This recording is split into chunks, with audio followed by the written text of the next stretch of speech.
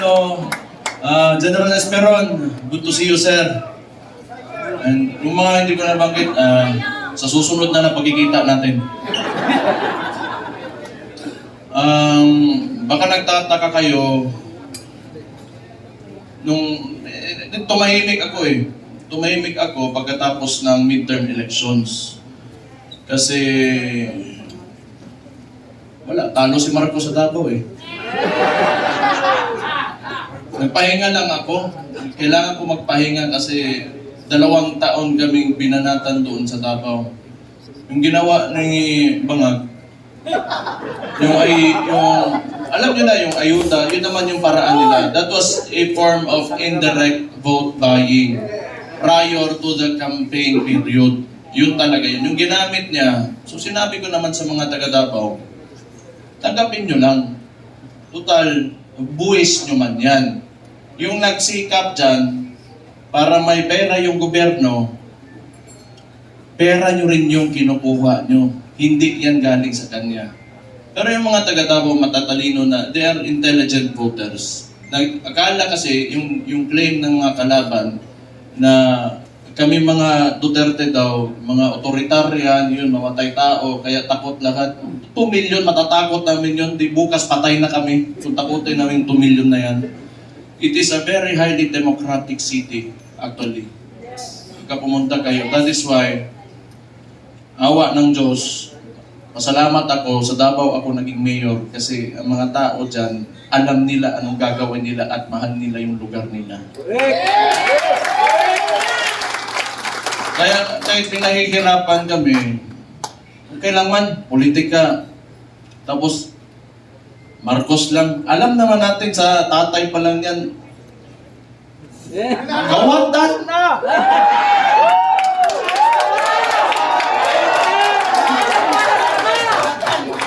Hindi, kasi ganito yon. Nung nagsimula yung kampanya noong 2022, kasama niya yung kapatid ko, the Vice President. Siyempre, inisip ko rin, siguro, itong tao na to, gusto maging presidente, he will redeem the Marcos family name. So, hindi ko naman talaga inisip na may ganun din pala kagago yung tao na yan. Siguro nasa isip niya, kung sira na yung pangalan namin, sirain ko na lang lalo. Wala naman akong politika lang to. Kung bahala sila, magalit sila sa akin. Si Auntie Claire, tanawa. Pagkatapos ito, Auntie Claire, si Mayor Basteng, lo naman.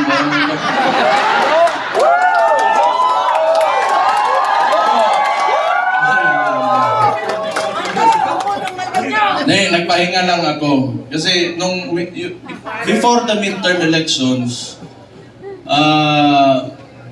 kami doon sa Davao, lagi kami nagmo-mobilize. Kasi nung sinimulan nila yung People's Initiative, papipirmahan nila yung mga papel. Siguro, I do not know. Pero definitely, sa ugali ng mga nangyan, wag na natin yung buong administrasyon niya. Kasi siya naman yung nasa taas ng chain of command, yung presidente. Definitely, ang suspicion namin, it was for term extension. At that early, 1 year or 2 years pa lang, hindi pa nagdadalawang taon yung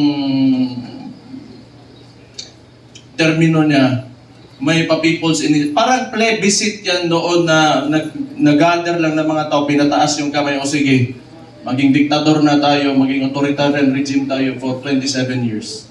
So that was the attempt of this guy, Bangag nga na dias Malacanang karon. Kita niyo yung nasa UN dyan? Yung sipon? May ChatGPT na ngayon. Hindi ko naman sinasabi kasi makukulong ako, tapos kakasuhan ako. Pero tingnan na lang, what are the causes of cocaine? Tingnan ChatGPT. How it will affect your nasal cavity. May cellphone na kayo lahat. Wala. Swindler. He is a swindler. Yung ginawa sa atin, kaya nga naniniwala tayo, kasi akala natin itutuloy niya. Ganito lang naman tayo, kaya nandito tayo lahat ngayon. Kayo.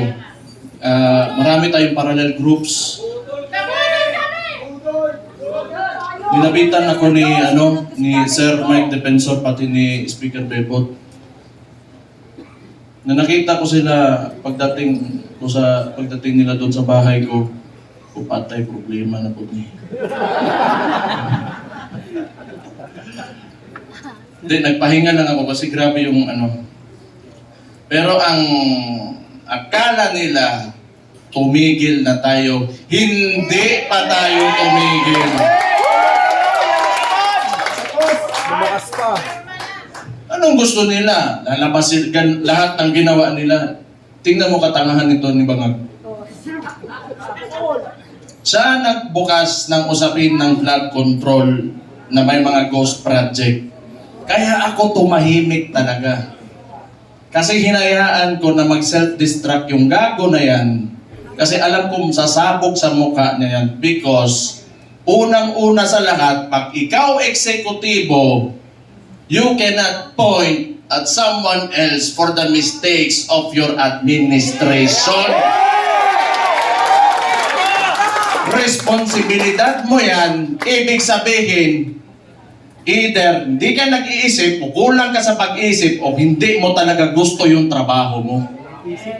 Ang iniisip niya, sumingot ang Kita mo ngayon, nag-backfire sa kanya, and they attempted to, lagi nilang ililiko. Doon pinakita naman namin lahat. Sa Davao, walang ghost project, may resibo kami lahat doon.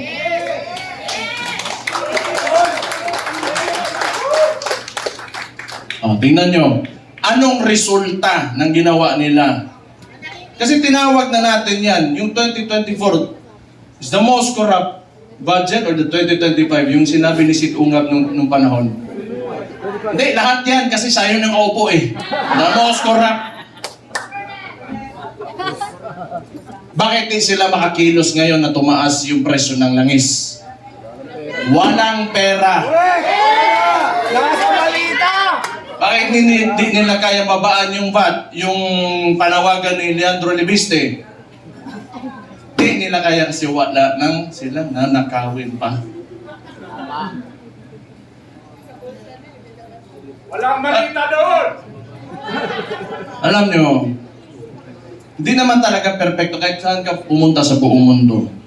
May mga lobbyists, the congressmen and the senators, dadaan talaga yung pera dyan because that's the power of the purse.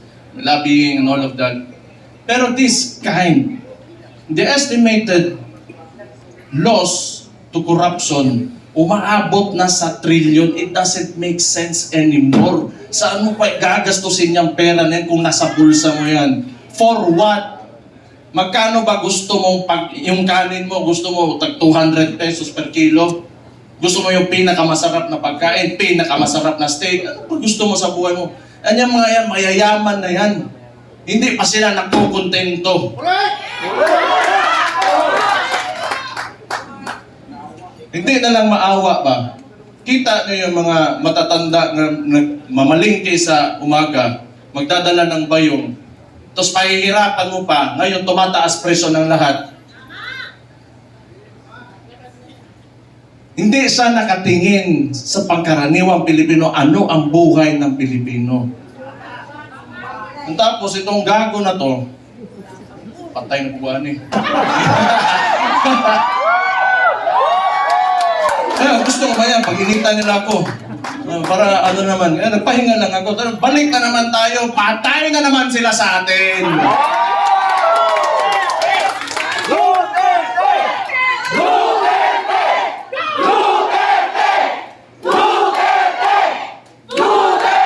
Ito pang maganda. Tayo, mga parallel groups, ilan?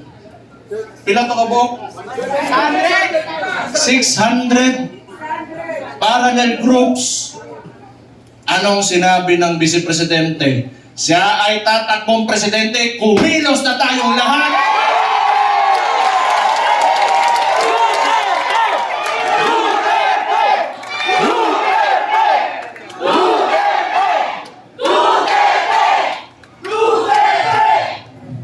Ang gusto ng... Ito ano ko lang, tingin ko lang naman ito kasi hindi ko rin naman talaga mahulaan kung ano nasa isip ng kapatid ko. Tayo, tama yung sinabi ni Rob Francis kanina, may galit tayo. Galit na, lahat tayo galit dito. Kaya nga tayo nagtipon-tipon kasi gusto natin na may pagbabago na nangyari. Kasi yung pagbabago na yon kinuha ni Bongbong Marcos. Nandun na sana tayo. Balik lang tayo kung ano yung plataforma. So ha? Noong 2016, si former President, si Roddy Duterte, yung tatay ko, sa survey, 7%, 15, 18. Ano plataforma niya? Dalawa lang. Very simple. But it reflected the sentiments of the people. Yung masa. Drugs and corruption. Anong binalik ni BBM ngayon? Drugs and corruption!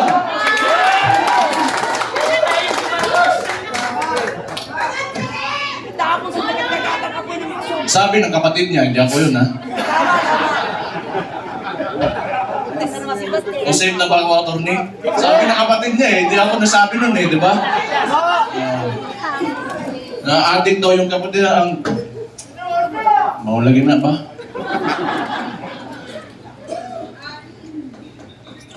Hindi, tama naman yun. Kailangan optimistic tayo. Kailangan well-organized tayo, andito tayo lahat. At mahalaga sa lahat, unified tayo.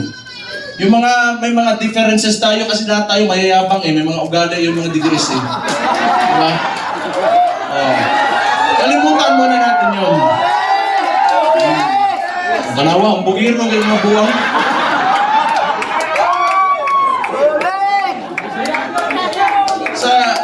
Sa ngayon, kailangan organisado tayo. Kailangan kalimutan muna natin yung mga differences natin. Magkaisa tayo. At since nagdeklara na natatakbo yung principal natin, who is the Vice President, Sara Duterte, magsimula na tayong kumilos.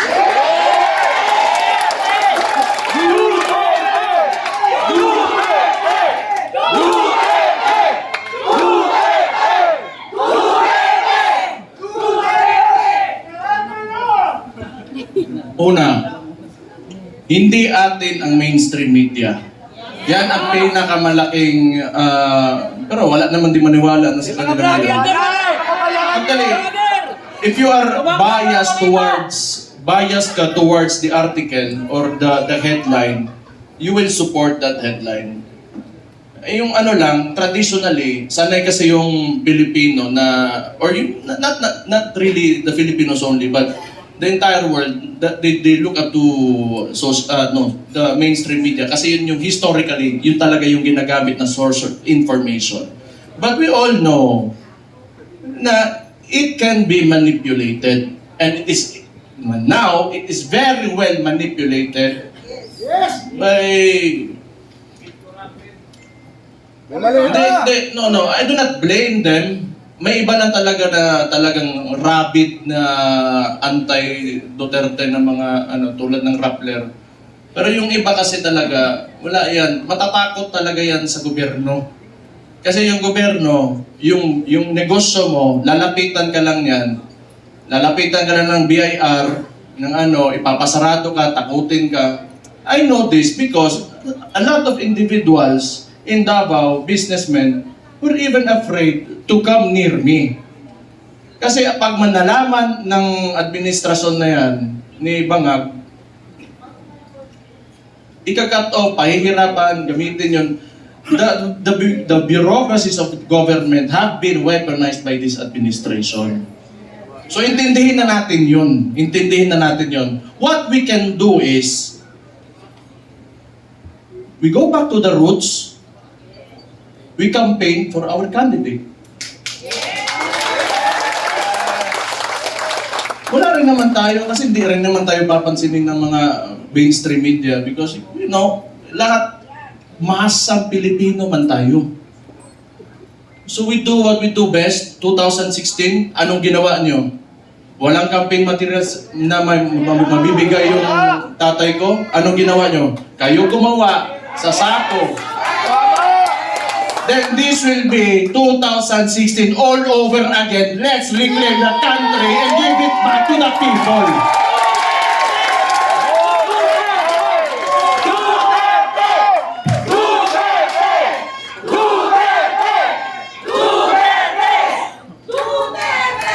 I just want to mention yung binanggit ni yung idol ko rin si Robin Hood Padilla kanina na totoo naman yung mga oligarko na yan. They are in control. Walang nawawalang oligarko sa buong mundo. Lahat ng nations in the entire world have oligarchs. Ito lang naman talaga. Kontrolado ba ng mga oligarko yung namumuno ng bansa? Yun ang mahirap. Ang kailangan natin, they have to be separate so that yung leader of that country can protect the people from exploitation of these oligarchs. Yes! Kaya hanggang ngayon ayaw pa rin nila sa amin dahil binangga yan walang iba kundi si Rudy Duterte.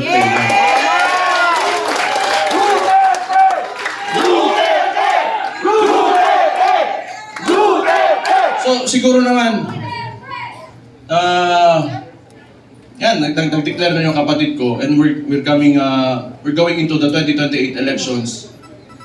Pakiusap ko lang sa mga oligarko, may mga mayayaman, malalaking negosyante talaga that have command of the economy.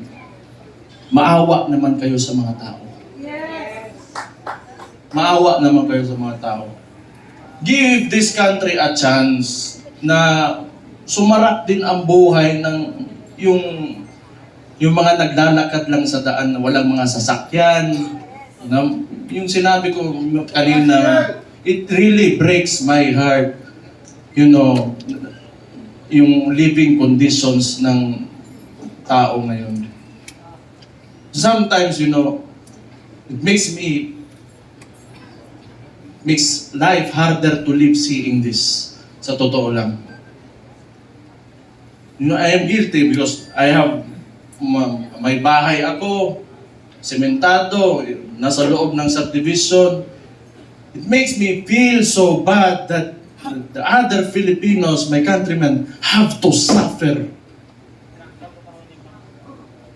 Kaya naman tayo nandito alam ko, mahal niyo yung tatay ko dahil alam niyo na talagang minahal at mahal niya yung bansang Pilipinas.